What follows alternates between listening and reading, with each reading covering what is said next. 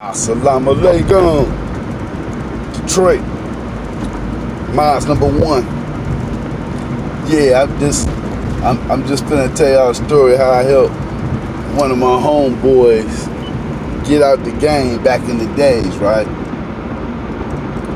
Now, I was one of the ones who left the cocaine game,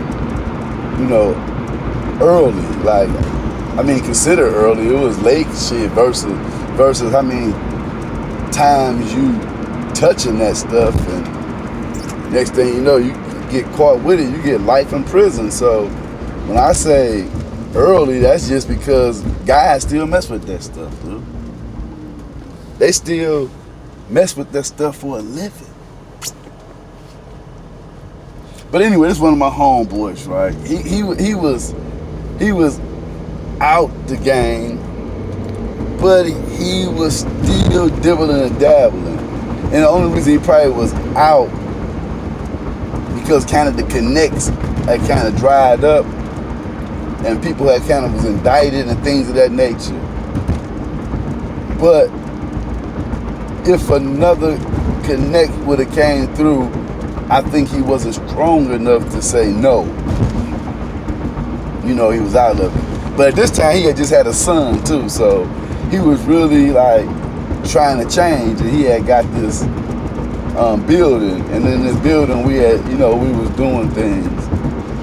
We could say car wash, hair salon, barbershop, anything, whatever you want to call a building. I don't want to say too much detail about that, because that's in my book, but I want to say this about it though. So long story short, now I met this guy. This is how I met him. I met him one day. My cousin Q, he was cool with these guys. One of our guys, he died recently. Matter of fact, that's where I bumped into my wife at Big T funeral. Even though we didn't get together at the funeral, I think that was like in June or April or something. I don't know. But anyway, Big T. And we used to be crewed up over there. And I ain't saying everybody's names. It's in the book. So anyway, look, we was over there. So that's where I met him at. I didn't meet him over there that particular time. I met him, he had a boat. He still got boats to this day. But he had a big boat. He ain't had one on this level yet. He getting back up there because it's all illegal now. But anyway, I come on the boat, right? I come on the boat, and I see this guy. He walking around on the boat. He got on some dress pants. Just say if he got on some beige dress pants and some beige gaiters, and a white dress shirt, but it's unbuttoned. The sleeves and the neck is unbuttoned. So I'm looking like this the guy. This is his boat. I was like, this guy gone. He reminded me of my partner, Danny. That's all in his closet. He had one pair of gym shoes, some New Balance. He had nothing else but gaiters and slack pants. Slacks and all this stuff. He ain't had no blue jeans. He had a couple pair of blue jeans. So when I seen dude with the gaiters on, I instantly knew. I said, oh yeah, he got that same swag. Them boys got gators on top of gators on top of gators. You know what I'm saying? And so anyway, I said to myself, I peeked him out, cool. I said, he cool as hell, right? Funny, he's cool. I said, this gonna be my friend, just like that. I'm gonna make him be my friend. And a long story short, he wound up becoming my friend. A very good friend. Anyway, I'm giving it away. Okay. But listen to this, right? Now, we doing our thing. We actually working. We actually got a little business, and we holding on. It's not banging, it's holding on. He got it when he had a nice amount of money, and he called himself leaving the game to try to jump start this, and he felt he had enough money to do it. So I happened to bump into him after he got the building. He called me to bring him something. I wasn't with him when he first got the building. So anyway, I come over there, I see the building, I'm looking at some things to myself. Now I just kind of started a little business like this. I'm looking like, okay, but this like the big fella level of what I'm trying to do. So I'm like, okay. So then I go over there, I kick it with him, you know, I give him some things that he wanted, that he needed, so I give it to him. So we talking, so I say, man, okay. So he calling me often, you know, about different things that he ain't know that I can do. Like, wow, okay. So now I'm coming over there more and more. So now, as I'm coming over there, I said, I'm gonna buy this guy a truck. He had a truck, like a O.J. Simpson truck, but he had dual pipes on there, cherry bomb, exhaust system with the wood grain all through there, the wooden steering wheel. It was burgundy, big knobby tires. I cashed him on out. Pow! Let him know I got that bread, boy. You know, that's how I did. I cashed him out, right?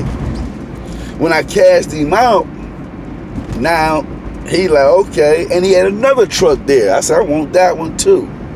You know what I'm saying? He like, okay, that's what's up.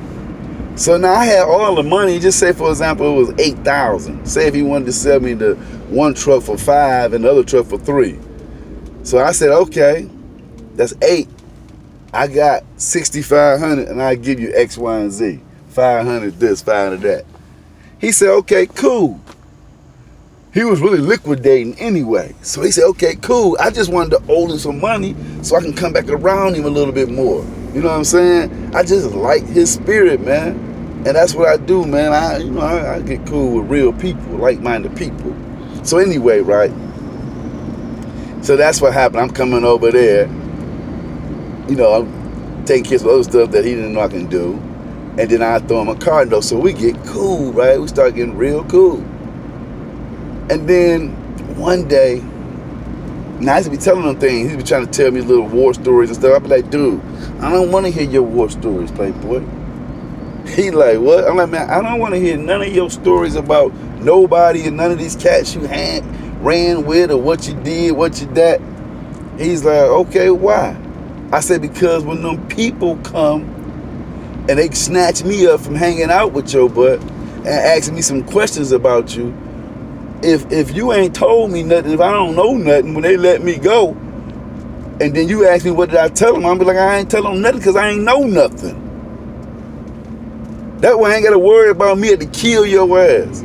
Or you thinking you going to kill me, because it ain't going to happen the way y'all think, man. So anyway, he laughed at me. He said, okay, cool. He just laughed at me though. So anyway,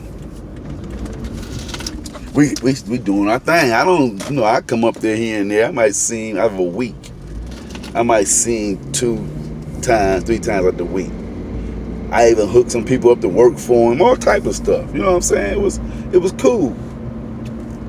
But one particular time, now I was in transition of moving or something. I was in the middle of some crazy stuff. These guys had killed one of my mans, right? So I was in transition of moving. I moved so many times that year. So I wind up staying over his house for a month. But on this particular day, as I'm going over there, and I know this little guy he deal with here and there, you know, he'll dibble and dabble here and there for, a couple people. You know, if he can reach it, he'll get it, he'll do it. But this particular time, the guy came over, I pulled up. But when I pull up, as I'm coming there, we're in the suburbs. When I'm coming there, I see this van, and I see these police. They like on the side street or something. So I ain't really thinking too much about it. But when I turn on his block, which is our block, I see his man. The guy, I said, oh shoot, he doing this a bang bang, he doing the move, right? I'm like, whoa, whoa, whoa, whoa, whoa, whoa. So what I do, I can't go run in this mud, you know what I'm saying? They're gonna arrest me too, right? It don't go like that. So what I do is, man, I speed around the block. Man, I had to fly, man, dude. I had to go like on like 3 blocks over on a major street, like on Southfield and something, like Southfield and 12 Mile, the gas station. I'm speeding going up there, right? Then I don't got no change. I don't got no change, right? I gotta get a call. My battery was dead, it was crazy, right? So I can't make the call, right? So I'm nervous, I'm trying to get to the phone, man. I gotta tell you, I'm gonna do a part 2, man, because I gotta go a little deeper. I'm trying to tell you how I got one of my homeboys, saved him and got him out the game. Assalamu alaikum.